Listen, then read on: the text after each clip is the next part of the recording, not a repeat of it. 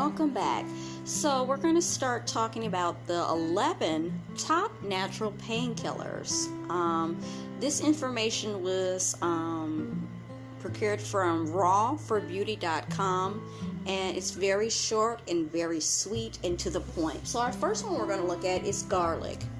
Garlic is made into a special oil for earache. So if you have any type of earache, you can use infused garlic into any type of oil of your choice and make your own ear oil for earaches. My mother's from the South, and a lot of times they would say sweet oil, which can mean anything, any type of oil that's infused with garlic. The second one is cloves. So we all know that, right? Any commercially sold thing for toothaches or gum inflammation is actually made, its main component is clove oil. Okay, if you look at the back of the tube, you'll see that. I'm actually wanting to buy in bulk cloves, like whole cloves. I have in my kitchen several ground clove, but I actually want the actual whole cloves and to use them holistically or as home remedies. The third one is apple cider vinegar. That's something that people have talked a lot about, and they still do. It has many applications, but for here, we're talking about painkillers. It is used for heartburn. Okay. They don't really tell you how to put it together. They just show you a really nice picture and then the application, what it's for. Ginger is the fourth one, and it's for muscle pain. So however you want, I guess, to take it, go for it. There's so many ways you can do it. Some people say ground ginger, some people the actual ginger root and cut it up and infuse it. You have so many products out there now that you can combine it with to make, if you're not a ginger person. I like how strong ginger is. I love ginger ale, ginger tea. So I like how intense it is, but some people have a problem with it.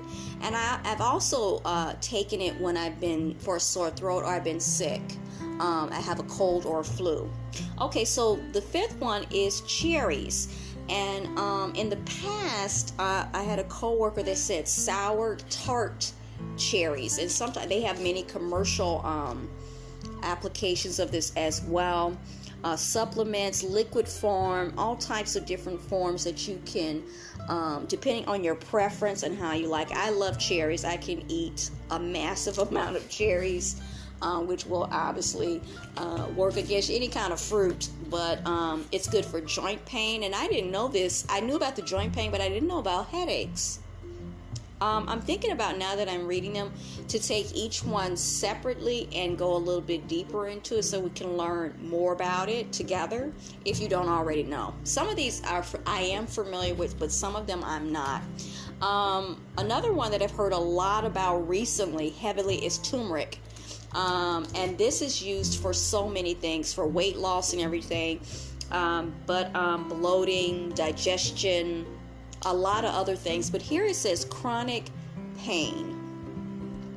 Okay, so the next one is peppermint, which I adore, peppermint, and it's for sore muscles. You can use it internally or externally. Recently, I'm going to share something. It's something that I always wanted to learn how to do, and it seems like, without really thinking about it, every summer I tend to explore something that I always wanted to do but never did it.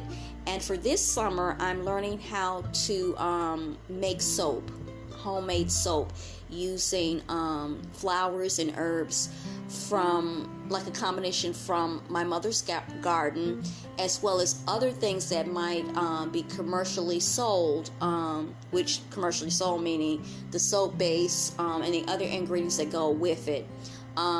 I did a batch of 2 batches of rose soap that didn't turn out very good. I'm not happy with them.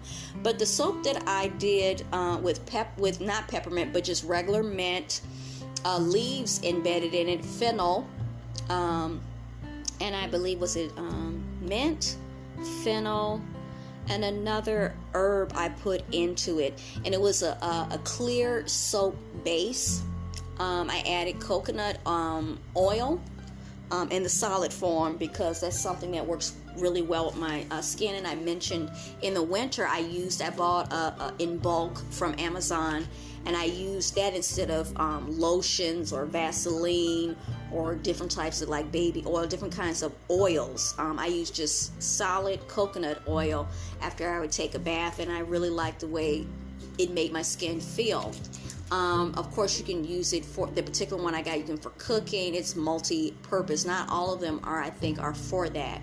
But this particular one had all kinds of mints. And so I use essential oils that I already have. I have a diffuser, but I'm not too pleased with the diffuser. So I had bought some essential oil sets. So I put also mint in there, essential oil, lemongrass, tea tree oil, and some other ones that are along those lines.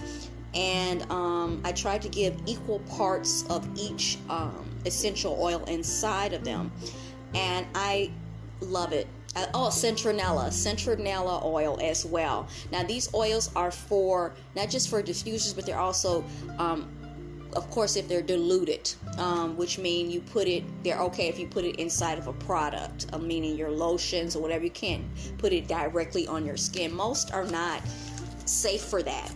They have to be diluted, as you would say. So citronella, because during the summer, I think I told you guys I work how like it starts like a summer camp type of situation. We're outside, and I'm outside when I'm not at work, so helping out since I've been exploring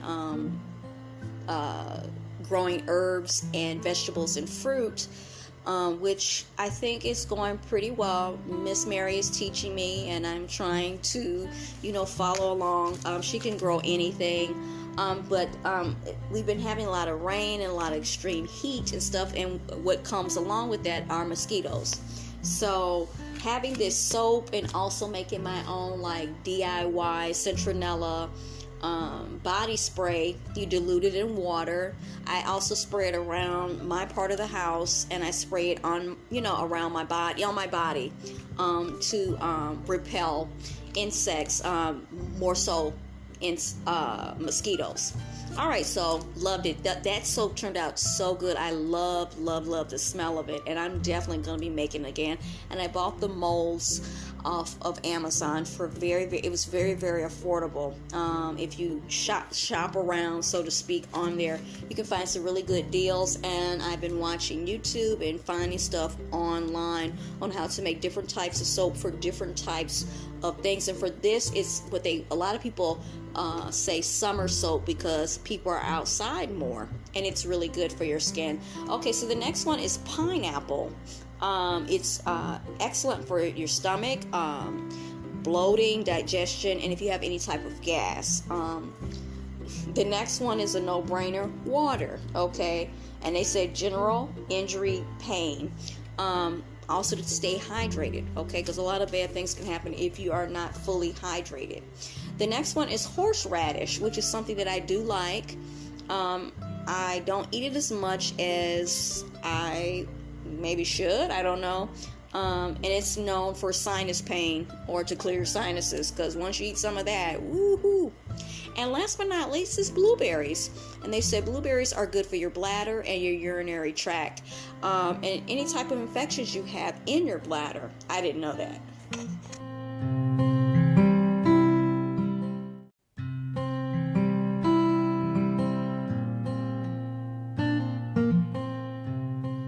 I hope you enjoyed today's episode. Thanks for listening to Teachable Moments with April.